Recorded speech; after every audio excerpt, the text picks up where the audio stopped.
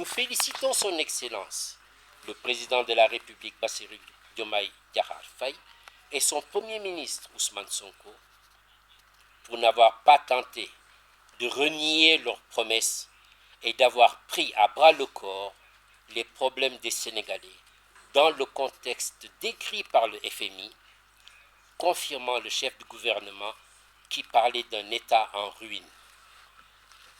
Le maître mot de cette démarche est le Jubanti, sans empressement inutile ni dérive coupable. Ils ont donc ôté la tenue de partisans pour endosser celle d'hommes d'État au service de leur pays. Ainsi, Magui Pastef salue la mise en place d'un gouvernement restreint d'environ 35 membres qui a pour cahier de charge, tout comme les directeurs généraux, l'atteinte d'objectifs qui n'ont aucun lien avec leur militantisme politique, mais plutôt avec leurs compétences. Et le Premier ministre a averti et même prouvé qu'aucun écart ne sera pardonné.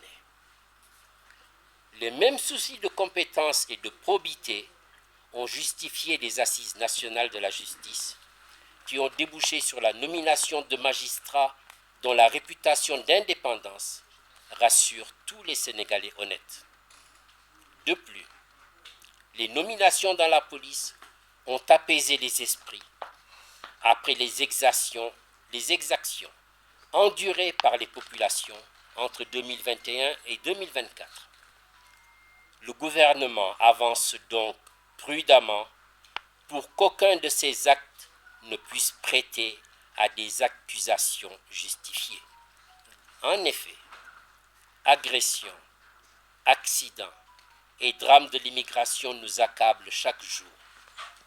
Mais les solutions à ces phénomènes, au-delà de la répression, ne peuvent pas être conjoncturelles. De fait, en plus des emplois brandis comme la panacée, il faut un travail sur les mentalités et les comportements. Pour ce qui est des inondations, il faut d'abord se pencher sur les milliards qu'elles ont déjà engloutis et ne pas oublier non plus le changement climatique qui déjoue toutes les certitudes pluviométriques. Magui Pastef se réjouit aussi du fait que, malgré les difficultés, dont certaines ont été sciemment accentuées en 2024 pour compliquer la tâche des nouveaux gouvernants, le président de la République qui définit les orientations de l'État et le Premier ministre, chef du gouvernement, qui conduit et coordonne la politique de la nation, déjouent toutes les tentatives de s'immiscer entre eux et de mettre des entraves à la bonne marche des affaires publiques.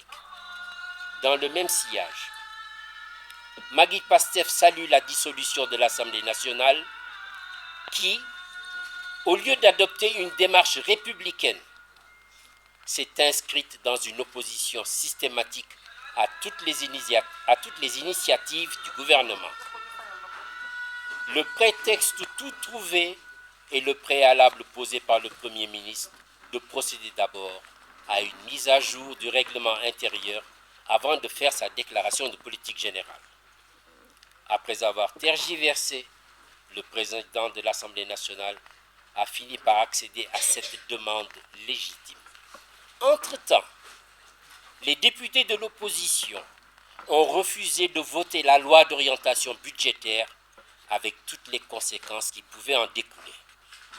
Puis, pour contrer la volonté du gouvernement de rationaliser les dépenses, cette même majorité parlementaire s'est opposée à la dissolution du Haut Conseil, du HCCT et du CSE, institutions jugées budgétivores.